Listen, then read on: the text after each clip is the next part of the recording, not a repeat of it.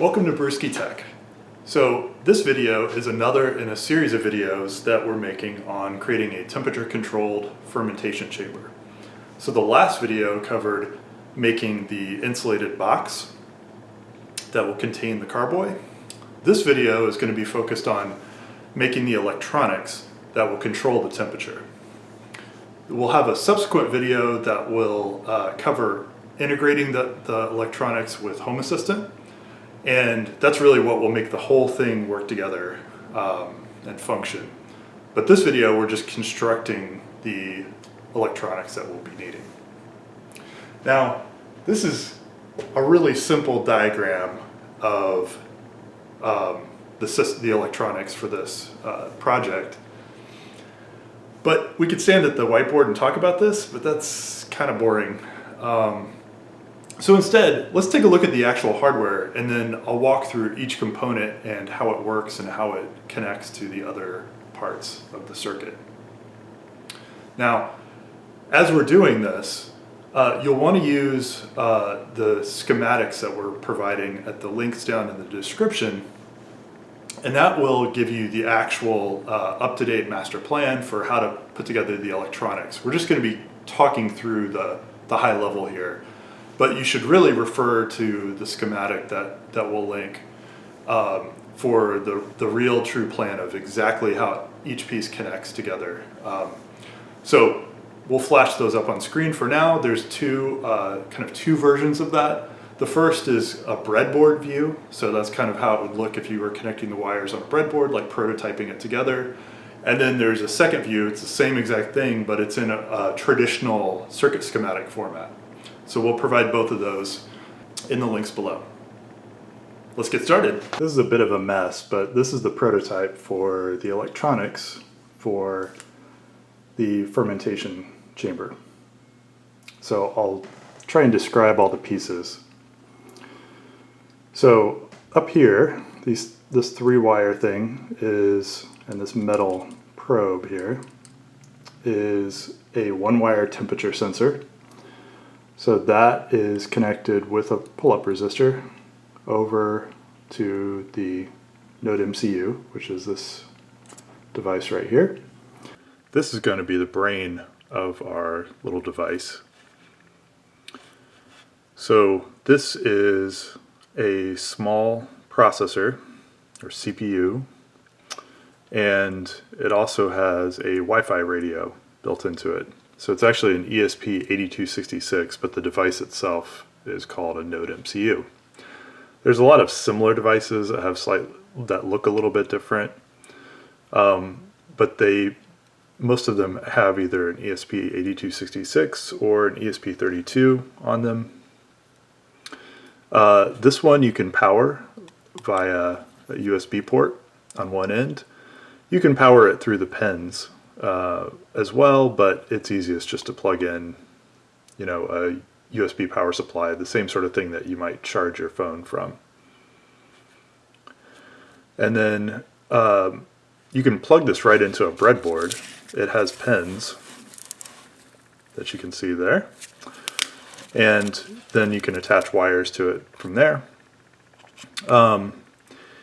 You can kind of see the pin numbering scheme, like D0, D1, D2, etc. There's pins on both sides. Some of them are a little tough to read, but those are the pins that we will use to get power and also to tie to sensors and things like that.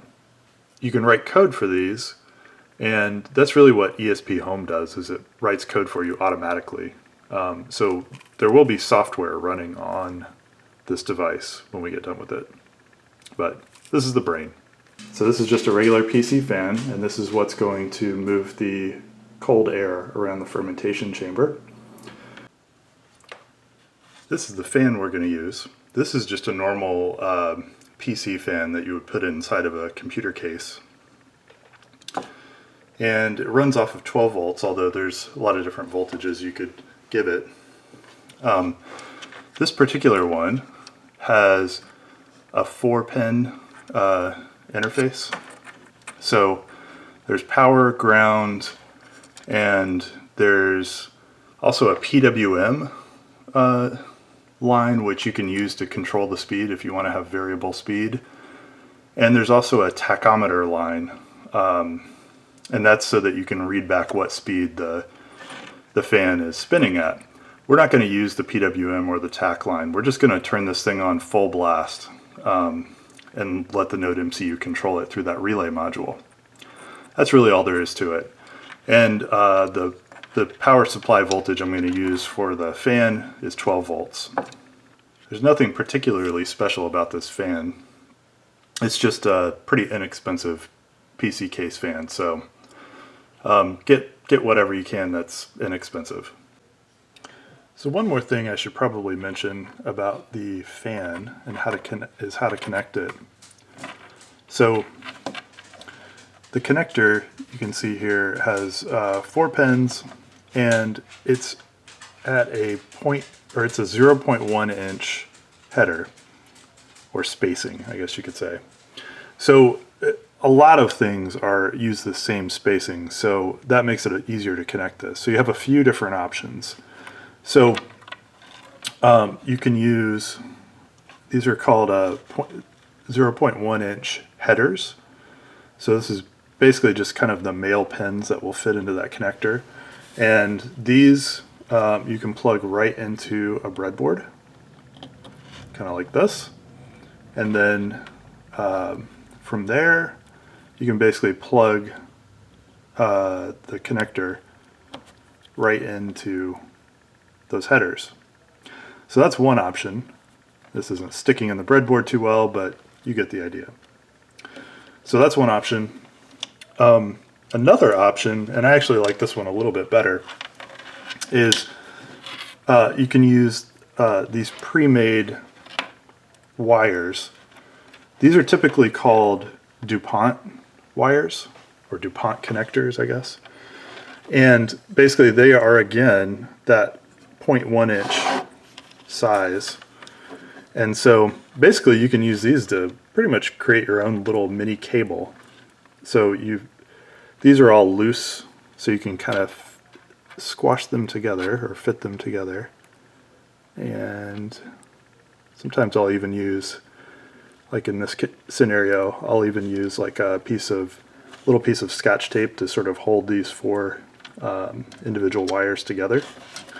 And then on the other end, this one happens to be a male-to-male DuPont wire, but you can get them in different configurations. But this one, since it's male on the other end, you can again plug that right into a breadboard. Later, you can even solder these onto a piece of proto board, whatever you want. So there's a couple different methods that you can use to connect that fan to the rest of the circuit. So this fan can't be turned on and off directly from the NodeMCU, from the brain here, because it pulls way too much current, and this little guy can't handle it. So in between the NodeMCU, the brain here, and the fan is this relay module. This little device is a relay board. So the NodeMCU can only deal with signals that are about 3, sometimes up to 5 volts. But in the real world, when we're controlling motors or fans or whatever, we usually have to deal with higher voltages and currents. The NodeMCU, I think, can only handle something around 10 milliamps, and we might need to control amps. So we can't do that directly from the NodeMCU. That's what this board is for. So basically what this is an electrically controlled switch. So this big blue thing here is called a relay, and then there's some other circuitry on here that basically acts as a barrier between the big voltages and currents, so on this side of the relay, and protects the sensitive pins and things of the NodeMCU on this other side. So, and this is actually what's called opto-isolated. So basically this, if you can see this little chip inside here, that is an opto-isolator. So basically there's a little tiny light inside of this, and so it turns on, it uses the small voltages and currents here to turn on that little light. And it's all inside this chip, so you'll never actually see a light turn on, but then it will turn on a photosensitive switch inside of the chip, and that will turn on the relay. So basically there's no electrical connection between this side and this side, which is great. So the inputs are labeled. These are just screw terminals, so you just unscrew them, insert a wire, and tighten it down. These are labeled VCC, in, and ground. So VCC and ground are your power, and then that in pin is like the control signal. And then on the other side, we have NC. Let me see if we can show that a little better. I'm not sure if you can see it on, there we go. NC, COM, or common, and NO. NC stands for normally connected. So that means that's always connected to common, unless you give it a high voltage over here, and then it will disconnect the normally closed, and it will connect the normally open to common. So usually we're going to use the normally open, but it's good to know that both are available. Another key thing here is it's kind of upside down in the view here, but this is actually a 3 volt relay, and that's important. That means it only needs 3 volts of power on the input pin here, or 3 volts of voltage to turn on the relay. If it was 5 volts, our NodeMCU couldn't do it. So, and there's lots of different versions. There's 12 volt versions and things like that. That just has to do with how much voltage it takes to turn on the switch. On the switch side, you can actually, it can take up to 250 volts AC on this side, but to turn on the switch you need at least 3 volts. So definitely buy the right voltage rating for this, or it won't work. And then this is actually the fan, where the fan connects up these 4 wires. And then they connect over to the relay module, which connects to the NodeMCU, etc. And the last thing is this other set of 4 wires over here. And this connects up to this 16 character by 2 line LCD display. This is a liquid crystal display. This one has 2 lines of text that it can display. And you can see along the top it has a bunch of pins. But what we're doing with it is, rather than trying to tie all those different pins, or most of them, to the NodeMCU, it may not even have enough pins to do that. We have a little device on the back, a daughter board or backpack. Basically it connects to all those pins, and it turns it into a little serial device. So basically, instead of connecting to, how many ever that is, 12 or 18 pins, you can connect to these 4 pins over here. There's a power pin, a ground pin, and then an SDA and SCL pin, which is just, it's like a two-wire interface that can communicate to the board. It's called I2C, or TWI, two-wire interface sometimes. And basically what we'll do is the brains of this operation, the NodeMCU, will send commands through this 4-wire, or really 2-wire bus. And it'll be commands like clear the screen, or write a character to this position, or things like that. So it basically gives it instructions, and then we can use that interface to display whatever we want on this LCD. It should be noted, this device is optional. It's handy so that you can read the temperature, or we can display the temperature, so you don't have to pull out your phone and pull up Home Assistant. It'll just show you the temperature at all times on this display. But this isn't actually necessary. You can do all the display and control through Home Assistant, and then you don't need this LCD. Okay, now let's see this thing in action. So I've got everything powered up now. I'm not sure if it shows up on the camera, but there's the character LCD. It's displaying the current temperature, which is about 68 degrees, and the set temperature, which is 72. So since the set temperature is higher than the current temperature, the fan is turned off. Now, if I turn the set temperature down to something less than 68 degrees, so I set it to 60 degrees, and again, I'm not sure if you can see it in the camera, but the fan definitely turned on. And you can actually start to see it slowly cooling off that temperature sensor, since the temperature sensor is right in front of the fan. But in the actual device, you know, it'd be pulling cold air in into the fermentation chamber. And then if I turn the thermostat back off or set the set point higher, so there I set it to 73 degrees, which is higher than the current temperature. And so the fan turns off again. And that's pretty much it. So for this next part of the video, we're going to be converting our breadboarded prototype to a soldered down kind of permanent version of the same circuit.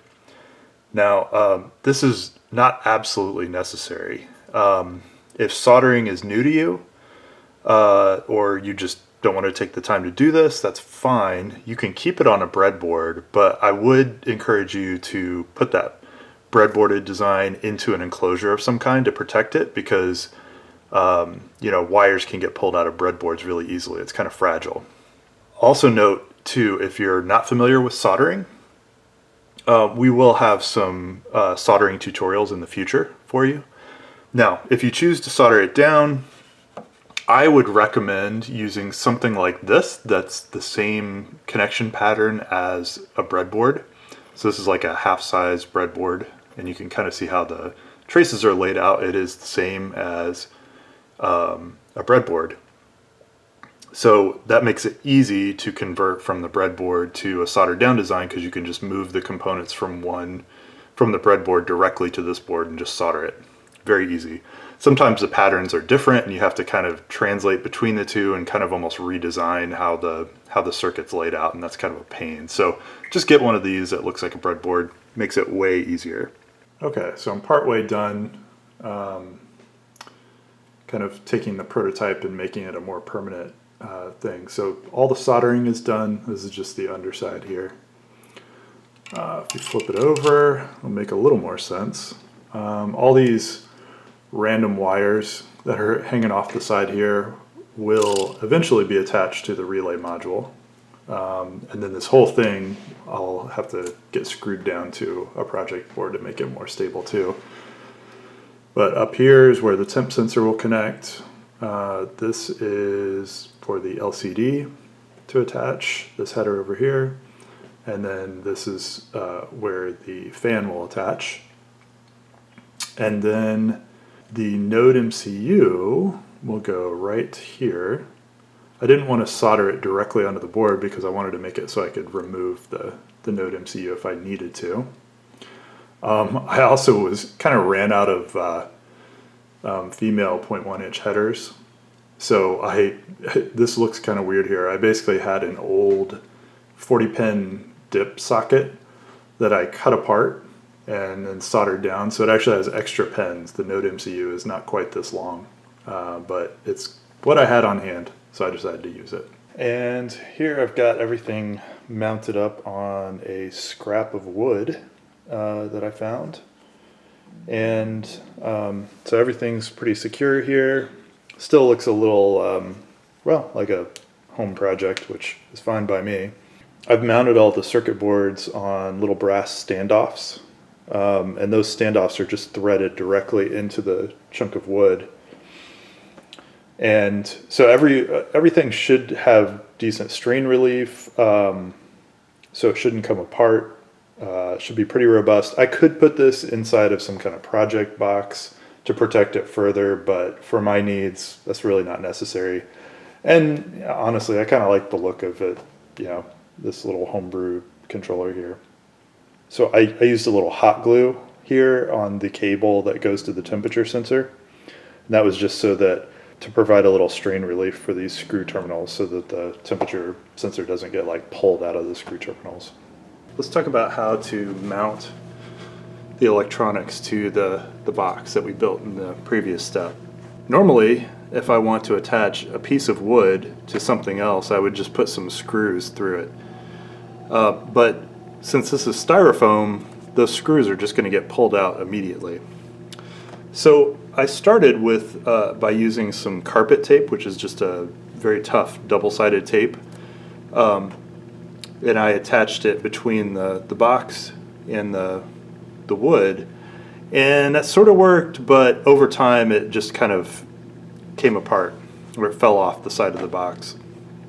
So this setup has worked pretty well, and what I ended up doing is once again using construction adhesive to attach I think you can see here 4 wooden blocks. So there's 2 just pieces of scrap wood here. All 4 of these blocks are attached to the styrofoam with construction adhesive, which works really well. And then so the bottom 2 here are just kind of like a ledge for the larger piece of wood to rest against. And then these 2 pieces on the side actually have a screw partially screwed into each one of these blocks. And then there's actually just a rubber band that goes across that holds the board in place. So if I ever need to remove the electronics, it's as easy as just pulling this rubber band off, and then I can detach it from the side of the box, no problem. I've been using it mounted this way to the box for about a year now, and it works really well. So if you followed along with this tutorial video, you should now have electronics to run your fermentation chamber. Thank you for watching, and stay tuned for the next video where we'll actually set up the software in Home Assistant to make your fermentation chamber work.